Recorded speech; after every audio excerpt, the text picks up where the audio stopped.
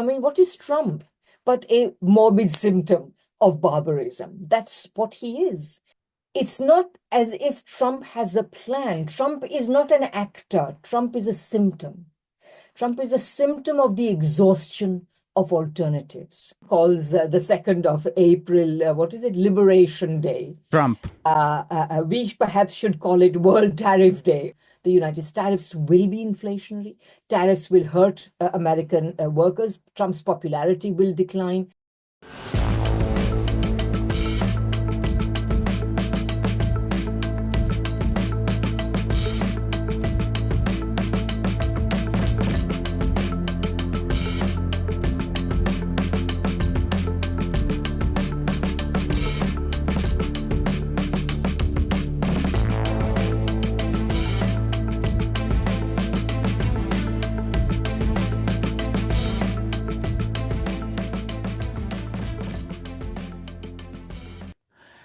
Hello and welcome to another episode of India and Global Left. If you are new to the show, please smash that subscribe button. Also consider being a YouTube member, a Patreon, or donate small amounts in the link given in the description box. We rely on you. Without further ado, let me welcome Professor Radhika Desai. Professor Desai is a professor of political studies at University of Manitoba, Canada, and a visiting professor at the Department of International Development, London School of Economics. Professor Desai, welcome back to India and Global Left. Always a pleasure, Jyotishman. In one of our email exchanges, you told me you were trying to make sense of the new Trump administration. So why don't we start there? Tell us how you are trying to make sense of what's going on. Well, there are so many different parameters. So I should say to start off with that people will find an article that I wrote for Frontline, but it's in the public domain. So you don't have to be a subscriber to read it. And if you just Google Radhika Desai Trump Frontline, it'll show up. They've given it some crazy title like Will Trump Endanger the Dollar or something, but actually it's about the whole Trump administration. And you'll find much of what I have to say. If you find it interesting, go check it out. But here's the thing. So for me, a lot of people feel, especially now that we've been through the first 2 months of the Trump administration, is that right? Yeah, 2 months of the Trump administration, that, of course, the news headlines are all full of Trump. So Trump is doing this, Trump is doing that, etc. And what will Trump do and what will he do next and what will be the effect and blah, blah, and so on. But really, I think it's important for us to understand that Trump himself is a symptom of the larger thing we should be talking about. And that larger thing is the internal crisis of US economy, society, politics, culture even, and its loss of position internationally, which has then, and the two sort of are combining in a toxic fashion to create this extremely aggressive foreign policy, which in particular was clear under Biden, but quite frankly, it's not clear to me that under Trump it's changing. And that's partly why, when Trump lost in 2020 and Biden won, everybody thought, oh, what a relief, we'll now see something completely different. And in fact, within a month or two, it was very clear that what we were seeing was more continuity than change. Biden essentially took over Trump's China policy, etc. And then, of course, in his characteristic manner, as is the wont of the Democrats, who for the past several decades have been the more internationally aggressive party, essentially launched the United States into 2 new wars and many others besides. So, but nevertheless, but now what you see is Trump is also continuing what Biden had started. You don't see Trump had got elected saying, I'm going to stop the Ukraine war the day I'm elected. Within 24 hours, I'm going to stop the war. Nothing. We saw nothing within the day he was elected. We saw nothing the day he was inaugurated. And 2 months down the road, the initiative that he took with much fanfare has come a cropper. And I think this is going to lead to another continuity. And that continuity is that, as you saw recently, I think a day or so ago, maybe just today, Trump has said that he's now very upset at at President Putin because, President Pissed Putin, off. exactly, he's pissed off at President Putin. And I think that you could very well see a situation in which Trump essentially uses this moment and this sort of configuration where Putin has basically said, just repeated what he has been saying for the last 3 years. And Trump will use that as an excuse to turn back to Europe and say, okay, let's all reconcile on this and let's all continue the war in Ukraine, etc., etc. So we could well see that. I do not at all put it beyond the realm of possibility. I think this could happen. And so why is that? Because, so let me now go back to the main point I was making. So internationally, basically, the ability of the United States to control events around the world, which is, you will call its imperial power, is declining very rapidly. It's declining because the United States economically, in terms of the economy, can no longer offer the world what China can offer. What China offers is imagine China has a huge cartload of carrots, which it can distribute freely around the world and attract people to itself. Meanwhile, all the United States has is a miserable jalopy full of sticks. Okay, and even the sticks don't work very well. So it's not so internationally, that's what's happening. And in this situation, much as Trump has managed to antagonize the Europeans and so on, if they wish to collectively conserve their imperial power, they have to run back into each other's arms. I'm sorry to say. So the Europeans, the Japanese, etc. At least if they wish to continue to retain the kind of capitalism they've developed over the last several decades in the United States case, the last couple of decades in the European case, and so on.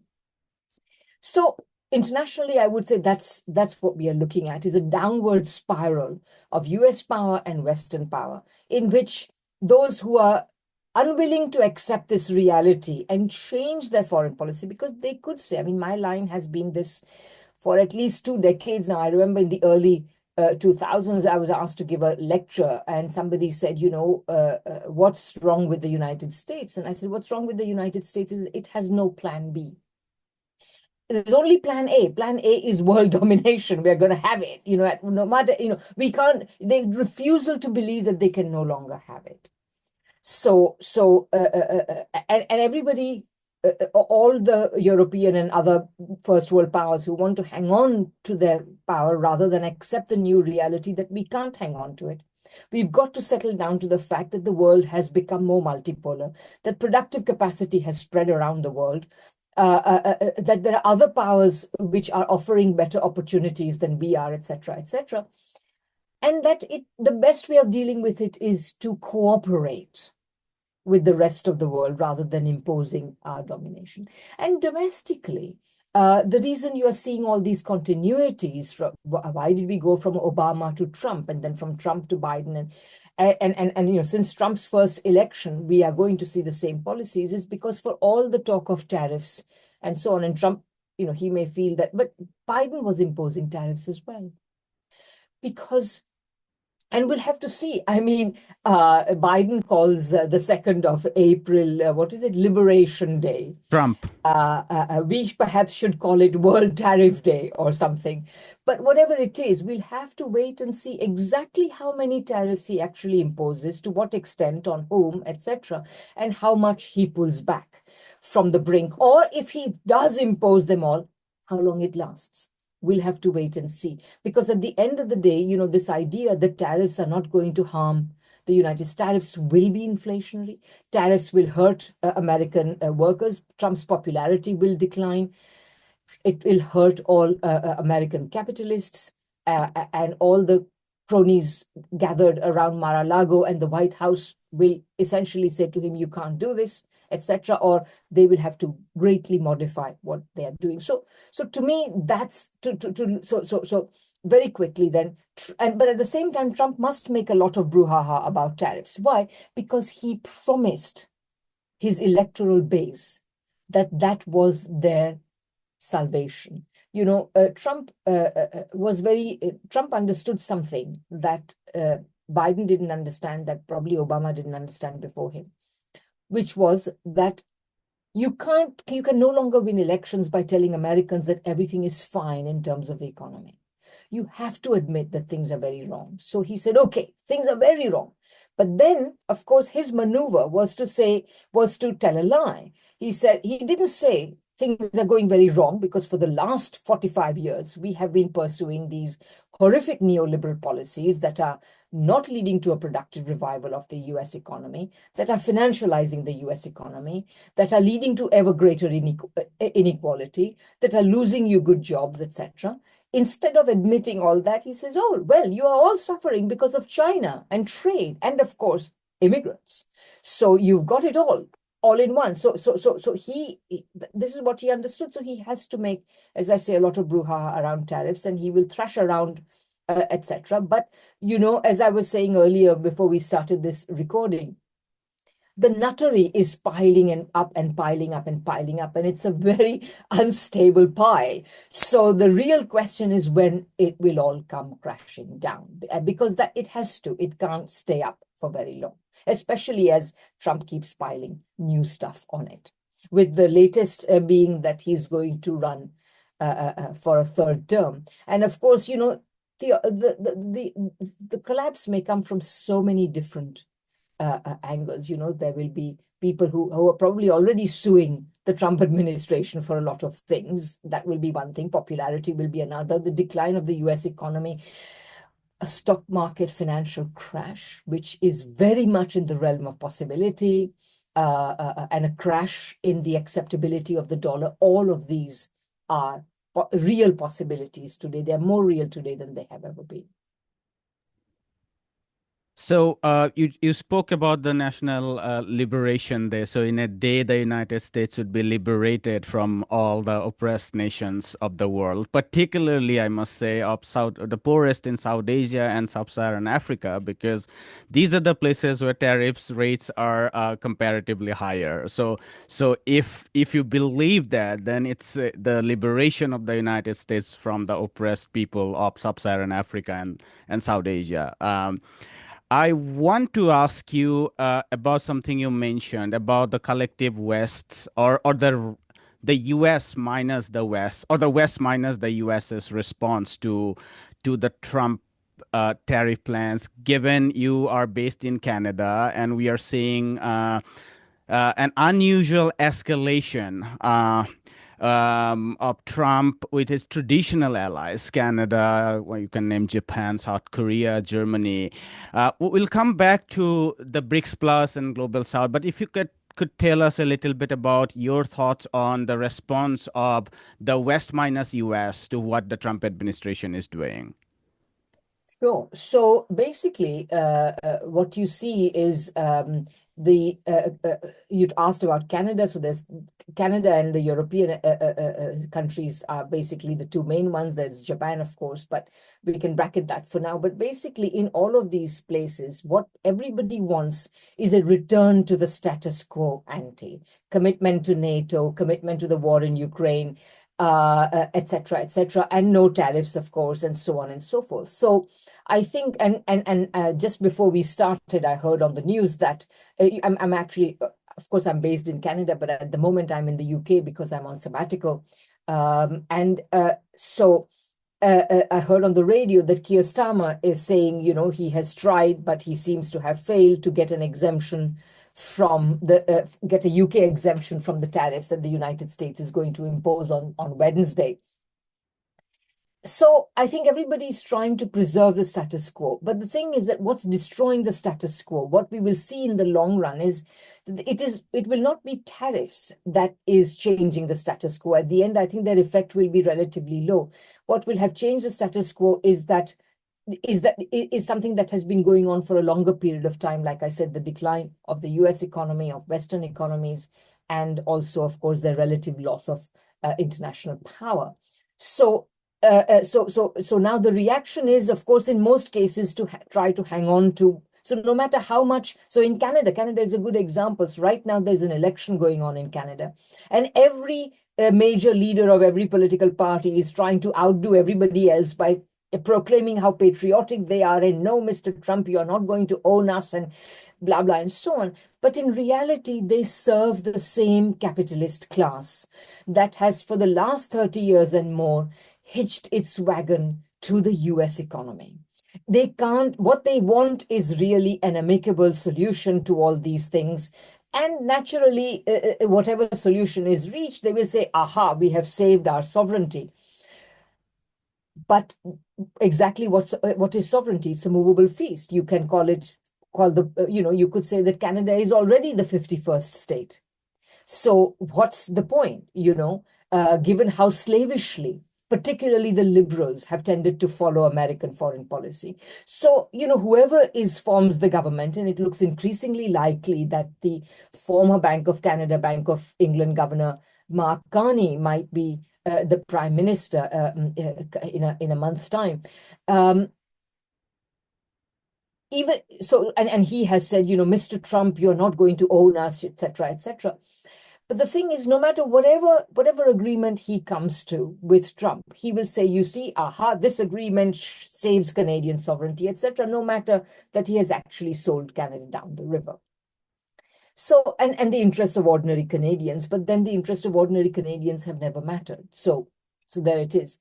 And as far as the Europeans are concerned, I mean, look, in Europe, there's some interesting things going on. So obviously, of course, Starmer and Macron made all these sort of grandstanding noises about how they're going to keep backing Ukraine and so on. But the most interesting news I've seen recently is that so let me finish that thought. So the main elites are basically, they just want Trump to come back to plan A, which was pursue the Ukraine war. But what you are now seeing is that in Germany, there are interesting voices being raised about how the Trump administration, Germany must recreate its energy linkages with Russia. That is what is required. And of course, inevitably, other members, so some other politicians are saying, oh, this is very wrong. And these people, they are currently the people who are speaking out are in the CDU. So they're saying to Merz, you should kick these people out of your party, blah, blah, etc. So there will be all of this ruckus. But in the end, and there is also some talk about Trump brokering a new energy relationship between Europe, between Germany and Russia, and therefore Europe and Russia. Now, and finally, one other thought, which is that, all of this should be seen, whatever happens, should be seen against the background of the following fact, which is that the war in Ukraine, it was very clear as early, at least as last summer, if not before, that the war in Ukraine was being lost by Ukraine, that it would have to end at some point. And the Biden-Harris campaigns were simply trying to ensure that, they said, we are stand with Ukraine and we are going to back Ukraine, etc., without making any overt commitments, because as soon as the election was over, they were going to come out and say, well, fine, now once if Harris had been elected, they would have then said, okay, this is a very difficult situation. We would really love Ukraine to win, but the reality is Ukraine can't win, and we have to resolve this conflict in some way, etc. Because Russia has settled the war on the ground. Okay, so in that sense, so we will see now a new pattern emerging in which Europe and the United States will have to reconcile themselves in one way or the other, whether Trump says, I have made peace, or whether Trump says, I am angry with Russia. But in whatever way the cookie crumbles, it will see an acknowledgement that Russia has won and Ukraine's war cannot be supported anymore, not least because the Europeans can't just, they're already at the end of their tether. Germans can no longer finance the war without raising their debt brake, which they now have done. But if you're going to raise the debt brake, why not use the money to improve your economy? Why are you going to use the money for a ridiculous war and improve the economy at a time when not improving it is seriously endangering the political system as a whole? So that's where we are at, basically.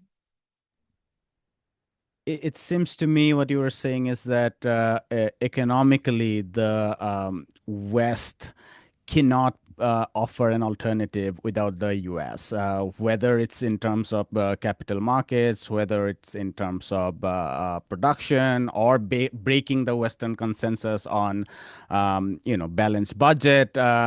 There are no alternatives. So the rhetoric we are seeing in Canada, in Germany, and so on against the United States are at best some political rhetoric, and in the case of Europe, it's completely going in a wrong direction, given it's of militarism. It's about continuing the war with Ukraine, war with Russia, and so on.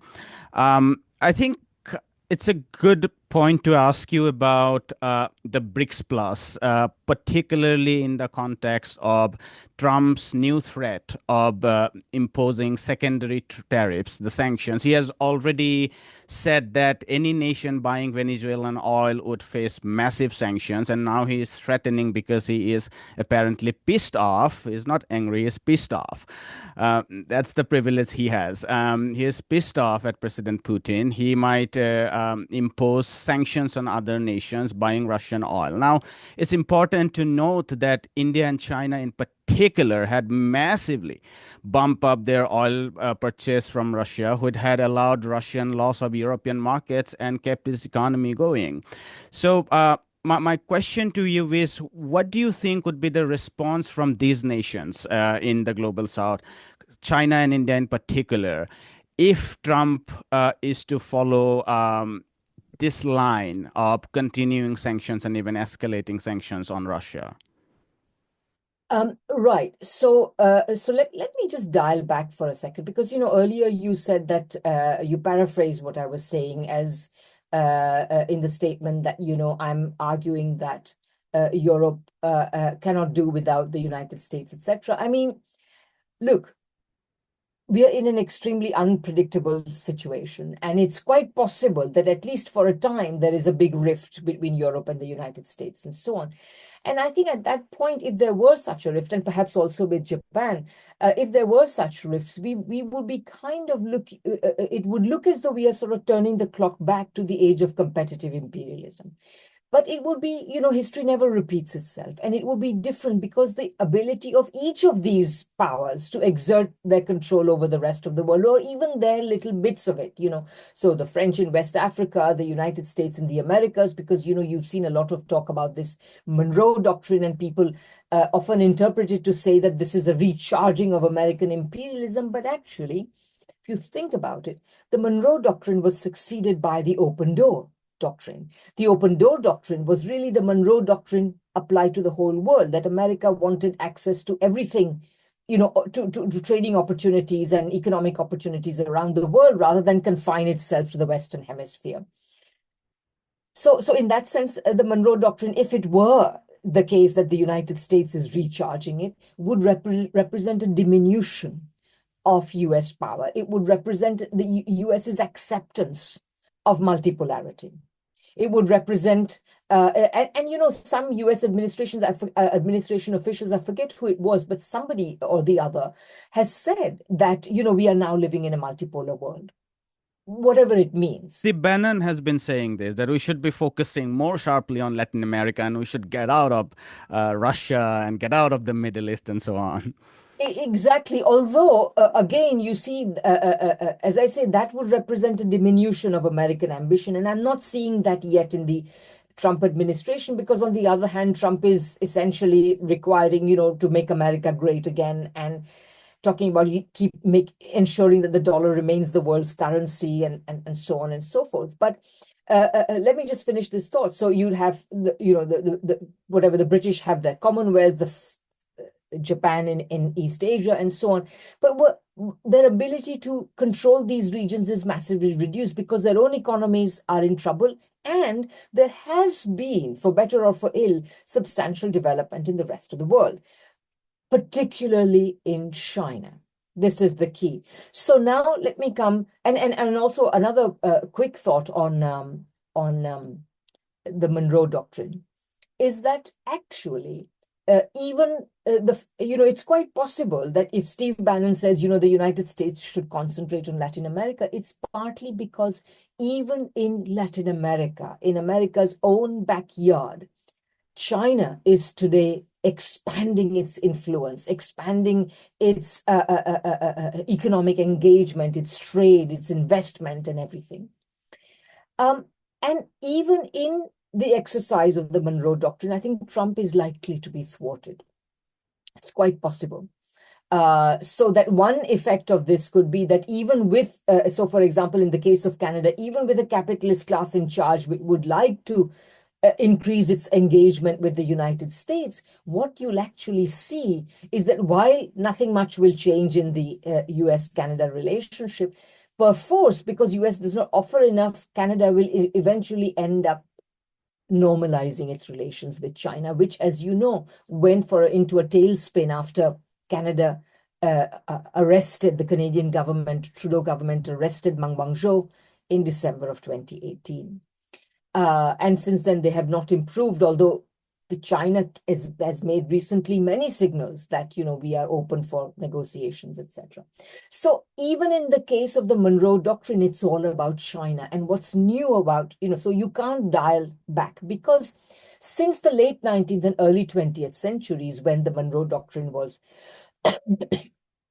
particularly predominant and particularly important, since then the world has changed massively, because you had the Russian Revolution, then you had the Chinese Revolution, you've had decolonization, you have all of these different things. So anyway, and that has made the world multipolar in the long run. It didn't look like that for a while, particularly in the 80s and 90s.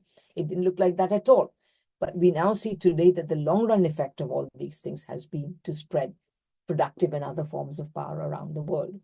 So that was just to say that, a rift between the United States and other powers can happen, but I think that they are going to try to stick together as far as possible, because in their diminished power, they kind of need each other.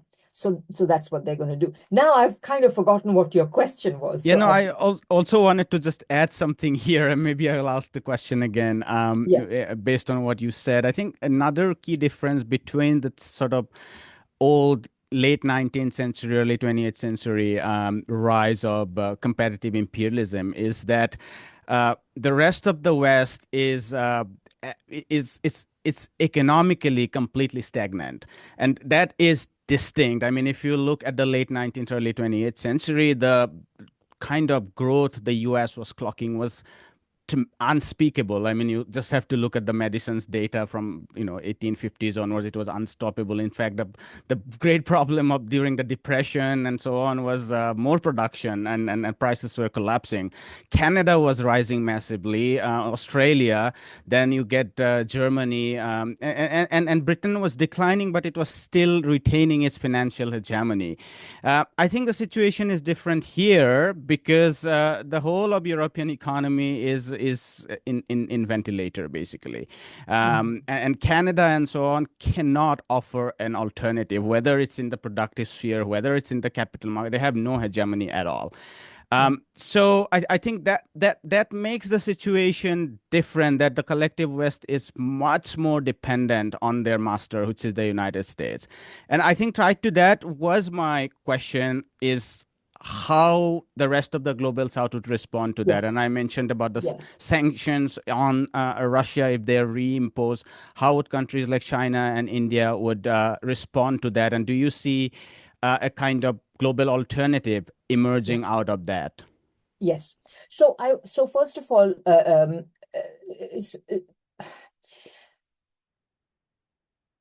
my analysis of this is that the United States, all these things that the Trump administration is doing is also premised on, like we will impose tariffs, etc. Insofar as, they are a negotiating tool to make the world do what the United States wants.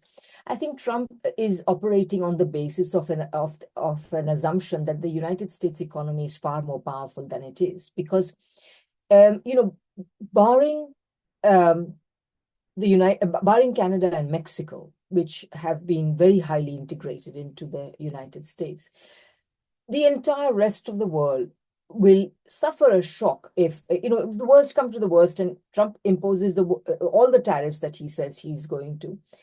It will only encourage the rest of the world to essentially reorient themselves away from the US. And that will inevitably mean that they will, of course, trade more with one another, but it will also greatly enhance the power of China, which is what the United States wishes to avert. One of the ironies is, I often go around saying that the term globalization is used in China a lot. A lot of us critical intellectuals would use it with a pejorative term because, it has been very bad for the world. But in China, people use it in a positive way. But just as people in the West use it in a positive way. But what the West means by globalization and what China means by globalization are two completely different things. What the West means is remove all restrictions, open up all the economies, to everything. Let us go in there and make profits and sell our commodities, and let's be able to buy inputs for ourselves and other goods for ourselves cheaply, and let's have access to your labor and all of these sorts of things. So for the West, it's essentially to, if you think of it in a Polanyian fashion, to open up the rest of the world to penetration by US and Western capital. In China, globalization has meant something radically different. It's not about removing all restrictions. China historically respects the right of every country to make its own economic policy, but rather to come to increase the economic integration of the world by coming to mutually beneficial agreements with people. And I think that sort of globalization is very likely to work very well. So in a certain sense, we may very well see the United States, people sort of saying, yes, China is going to be the new leader of globalization. Let's go with China, but it'll be a very different, much more stable, much more beneficial kind of globalization, if that's what happens. And of course, if other countries also understand that this is what they need to do, because it's not just about having China as a partner. It's also about understanding that that if you want to really benefit from this, you also have to learn from China about how China has developed its own economy. And we have to develop other economies in this fashion as well. Then the world will benefit. So, but to come back more immediately to your question, I would say that the effect of all this behavior, whether it's on tariffs or generally being insulting or aggressive vis-a-vis other nations, is actually going to lead to an accelerated diminution of US influence and US role in the world economy. So, for example, I have read various statistics about the US share of world imports as a percentage. So I have read a low of 10% and a high of some 15.9%. Fine. I mean, they're not small figures, but they're not huge either. And so the United States essentially will, and because, as I say, that's why barring Mexico and Canada, other countries are not going to suffer very much, and they will simply orient away from the US, which will leave the United States high and dry. That's where you'll be. Can you talk about? So sorry, and you also asked. So I would say that yes, and I think in the future, especially if the lead that Russia, China, Iran, Venezuela, etc., have been giving, that we need a world order based on essentially the original principles of the UN Charter, respect for sovereignty, etc. If the world continues along this line, and I think it probably will, there's a lot of reasons for that.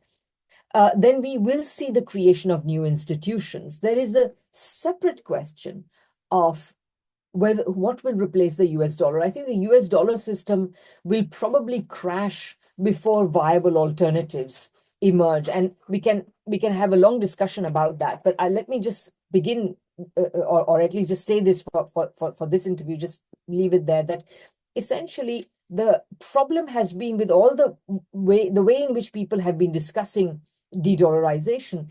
The problem has been that they think that it's going to be another currency that will replace, and that, whether it is the currency of a country such as China, or whether it's a currency that is created by mutual agreement, but somehow they think it's going to be a currency that we will use domestically, as well as which will be used for international payments. But I think that ideally what you have is you have to create a second tier currency, which will be used only by central banks to settle their mutual differences. And this system, for it to work, and it's basically, I'm thinking of Keynes and his proposals for an international clearing union and Banco. For this system to work, it would have to rely on capital controls. Just to stay with the question of dollar, I mean, you earlier spoke about the impact of tariff on the capital markets itself. I mean, we are having clear signs that the capital markets are not reacting favorably to this trade war because there is so much uncertainty. People are pulling back investment. Effectively, to use a Keynesian term, would be increase of liquidity preference. Yes. And on the other hand, is also the bond market reacting negatively. Big players are looking for alternative bond markets, and if Germany and others continue their war on Russia, then they might even increase their fiscal deficit. Germany, in particular, have a massive fiscal space. I mean, you said they are using it for the wrong reason, but if they do, then a significant share of the bond market might shift there. And I'm asking this because the hegemony of dollar, apart from trade, is significantly related to capital inflow. And why is Trump hurting the hegemony of dollar? Whether it's to talk about the Bitcoins, we know because the Bitcoin barons have massively funded his campaign, and so he has to bow down to them. But any kind of rise of Bitcoin, for instance, will directly challenge, if anything, the hegemony of the dollar, and then the capital markets reacting. And finally, one can think about trade. If there is less global trade, the ability to use the reserves as blackmail to impose all the neoliberal order would be in peril. So, my question basically is, we've been talking about the upending of WTO trade order, but would this nuttery, as you said, can also upend the capital order? Because if it upends the capital order, then the hegemony of the United States is gone. Because that's where, if at all, United States retain any hegemony. This is exactly right. I mean, this is exactly my argument in my books, Geopolitical Economy, my more recent book, Capitalism, Coronavirus, and War, and various other writings. You see, there's an entire industry that is largely based in the United States, an academic industry, which is about, talking up the US dollar. There's no problem with the US dollar. What are you talking about? There's no successor. The US dollar is dominant because the US is such a powerful economy. It is a military power. It has deep and wide financial markets. I mean, this is a lot of rubbish. The US financial markets are the worst financial markets in the world. They have given rise to the biggest bubble in the world. It is an absolute den of iniquity if you think about it. Every rule of sound finance has been violated in those markets.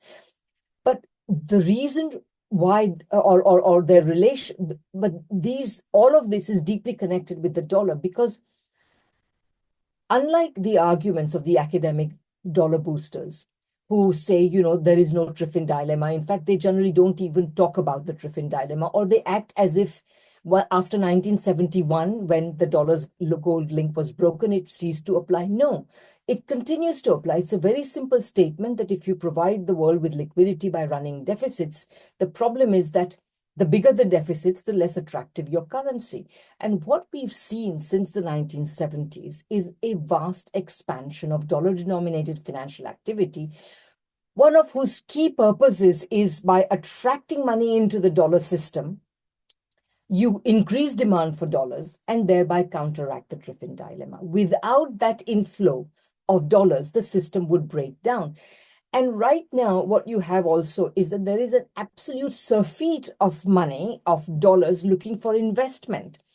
And so that's why, for example, the money has been flowing away from US stocks and towards towards European stocks.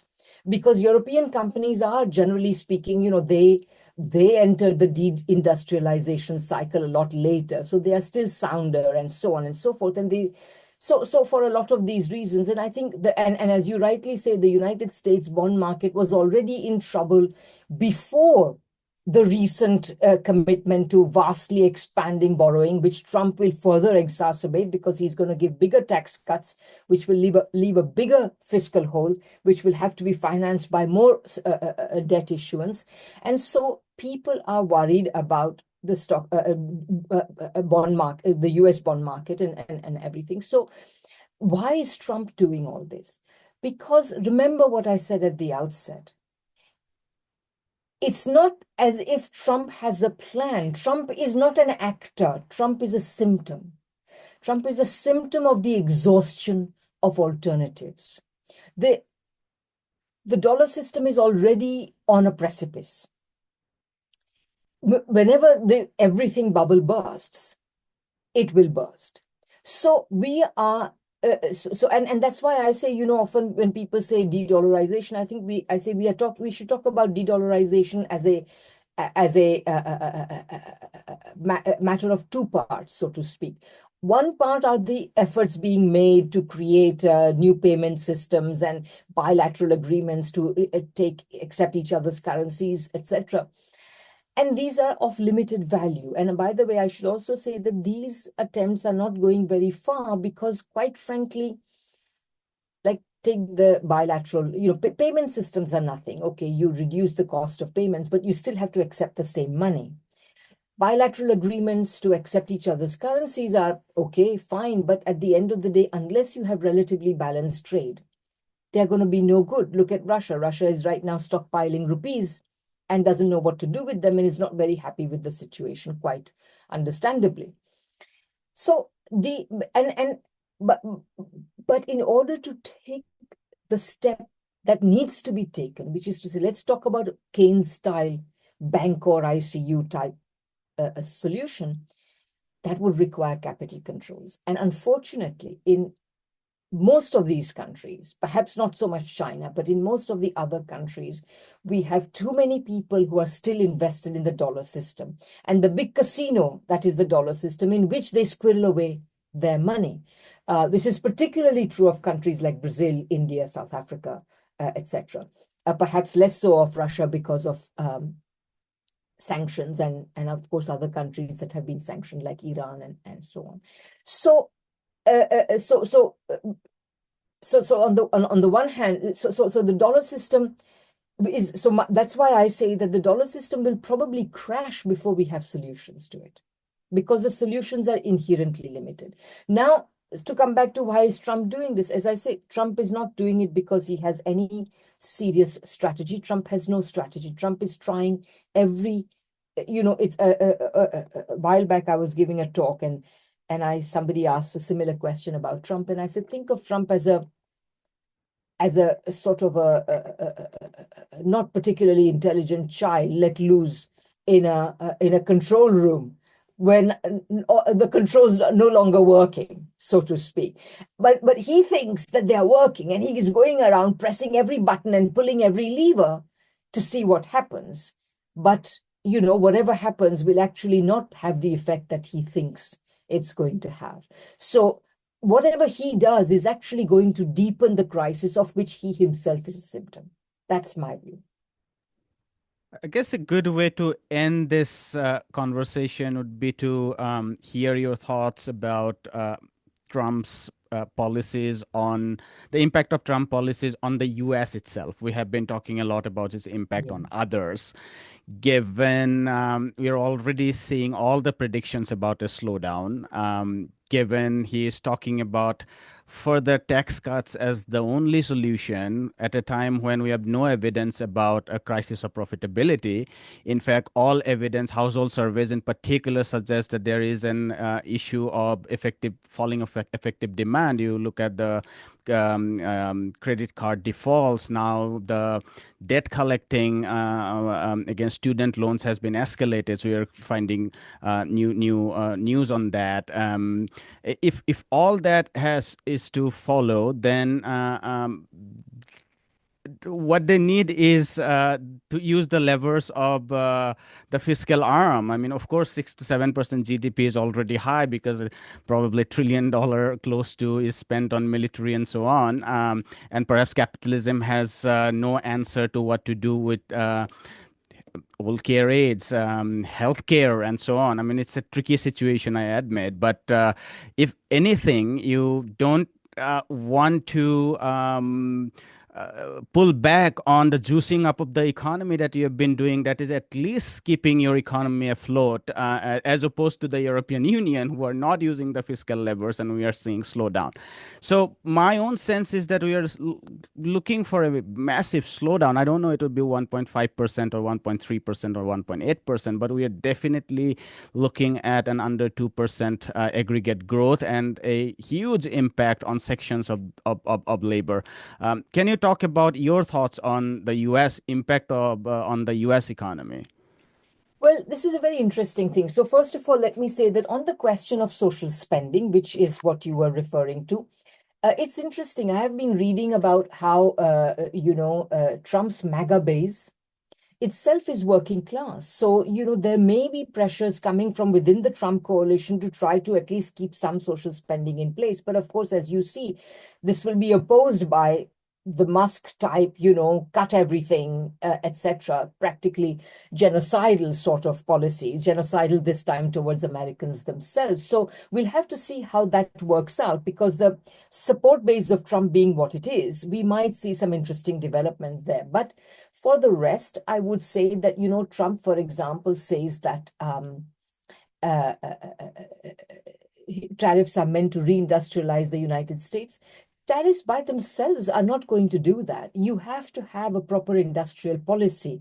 You have to have an industrial policy implies that you have a state capital relation in which the state is able to say to capital, you must do this, you must jump through these hoops, you must meet these standards, blah, blah, etc.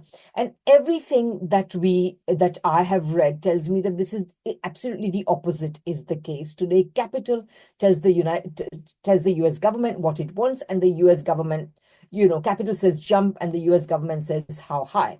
So, and now, of course, you see that major capitalist interests are penetrating the administration itself. So we are just going to, I mean, it's always been the case, for the last how many decades, since Clinton at least, we've always had a person from Goldman Sachs in higher administration. But anyway, I'm just giving you an idea. So basically, the idea that there will be an industrial revival sounds laughable to me.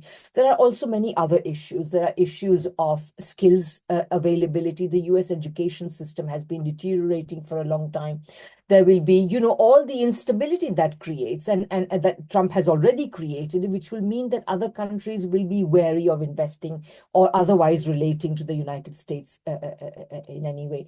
So on reindustrialization, there's that issue. And then I would say that, Trump is, people say Trump is a populist, but of course, he's also a plutocrat. So the plutocratic populist. And of course, everything that tells me that the policies that he's going to pursue are going to exacerbate financialization. They are going to essentially deregulate it even more, which is just going to mean that there will be even more desire for there will be even more risk taking within the system, and that will simply bring forward a crash. So and this whole crypto stuff that he's encouraging is going to be part of that. But again, at the same time, there's so much cash sitting around in the United States which needs some kind of return that people are going begging, and that's why they are taking more and more risks and so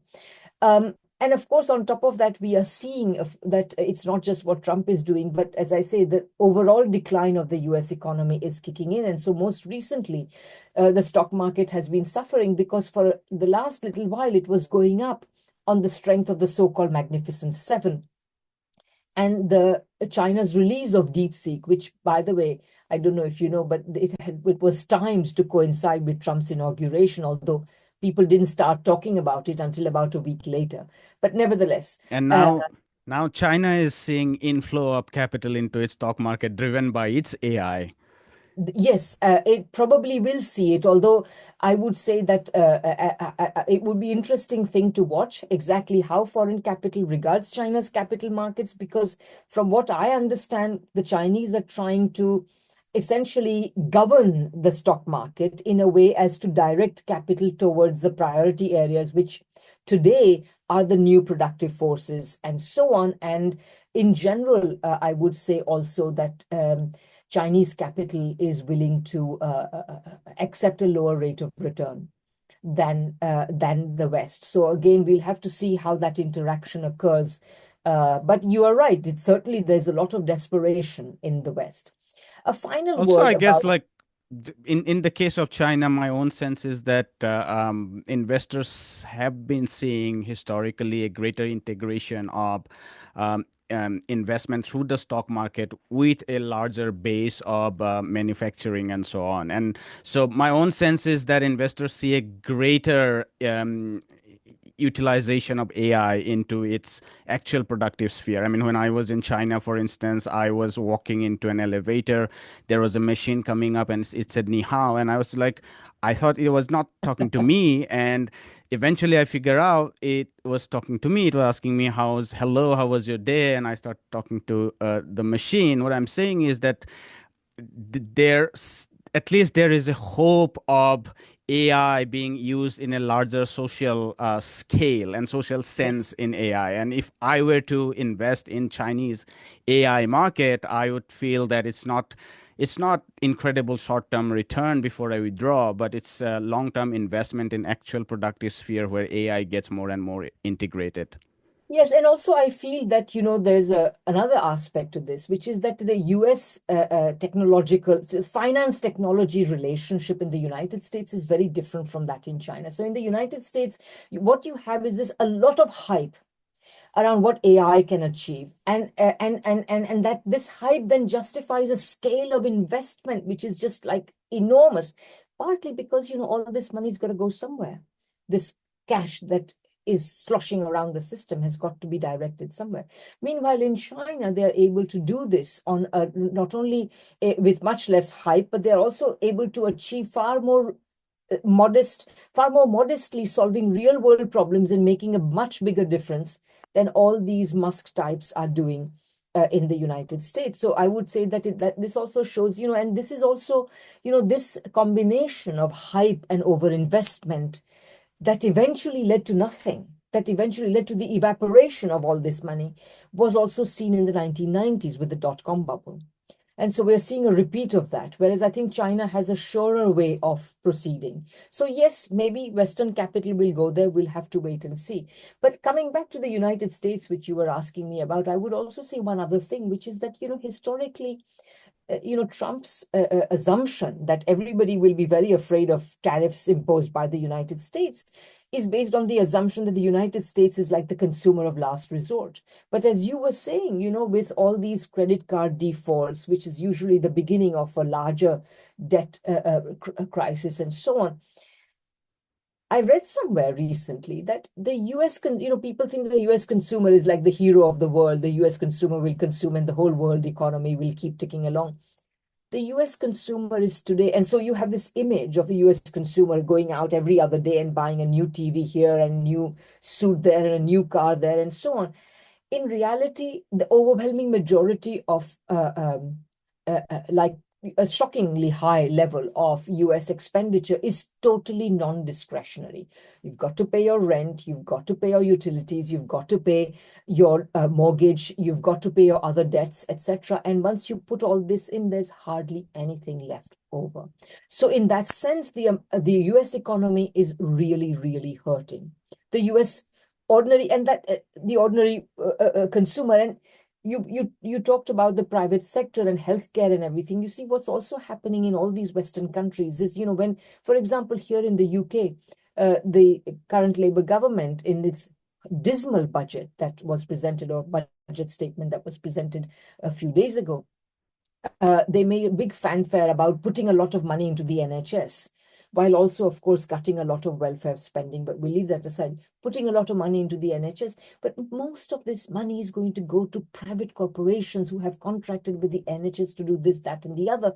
And the result will be massive profits for these contractors, very, very low quantity and quality of service or goods being provided to the NHS. And so the deterioration of the system will continue. And this is another another sort of crisis that is brewing, because practically in every type of public service, corporations are getting in and taking a cut. Here you also have the scandal of Thames Water, which was this privatized water supply and sewage company that was privatized decades ago. And it has essentially laden down the company with as much debt that it could bear, the new private owners, in order that they may be paid big dividends while there has been no investment in the infrastructure, which is falling apart. So, we're really seeing, unfortunately, throughout the neoliberal decades, the left in Western countries just got more neoliberalized, in the sense that it became more and more anti-socialist, and somehow, thought that, some kind of market economy was going to save the world and everything. And so there was no real opposition to neoliberalism. There still isn't really. Still, people are sort of, talking about how we cannot have planning. I mean, what are these big giant corporations? I think we were talking about this in an earlier discussion. What are these big giant corporations but large planned bureaucracies? So what's the problem with replacing these vulture-like private bureaucracies with a public bureaucracy that, at least in principle, can be brought under democratic control? And then it's up to the public. It's how vigilant are you in keeping an eye on this? This is what we need, but we are not hearing as much. So I would say that the whole neoliberal model also, like the dollar system, it's going to crash before somebody has any idea of what to replace it with, before a political force. I mean, you and I have decent ideas about it, but there is no political force in Western countries today that represents these ideas. And I think that before that force can be built, it's very likely that we are going to see some pretty big crashes. This reminds me of Rosa Luxemburg, who said that the old world is dying, the new world doesn't know what to do, and we That's might be. Gramsci, actually. The Oh, that old was is, Gramsci. yes, that So was Gramsci. The socialism or crisis barbarism? consists, no, the crisis consists of the fact that the old Ah, I've mixed order up is too. dying and the new world cannot be born. And in the interregnum, a whole variety of morbid symptoms Right. appear. Of course, Rosa Luxemburg talked about socialism versus barbarism, and she was absolutely right. And I think we are seeing, I mean, quite frankly, we are already seeing the barbarism. I mean, what is Trump but a morbid symptom of barbarism? That's what he is. Even this one thing that he did immediately upon being elected, which is negotiate the Gaza ceasefire, is in ruins now. It has not lasted because it was not built to last. It was just another one of these, for Trump, everything has to be a big show, and it was just another show. So We'll end there at a Gramscian, pessimism of intellectual note. Professor Desai, thank you so much for your time. but thank you so much, Jyotishman. It was a great pleasure. Hi, my name is Ayushman. I, along with Jyotisman, have started this platform. In the last 2 years, we have tried to build content for the left and progressive forces. We have interviewed economists, historians, political commentators, and activists so far. If you have liked our content so far and want us to build an archive for the left, I have two requests for you. Please do consider donating for the cause. Link is in the description below. Also, if you are not able to do so, don't feel sad. You can always like our videos and share our videos to your comrades. Finally, don't forget to hit the subscribe button.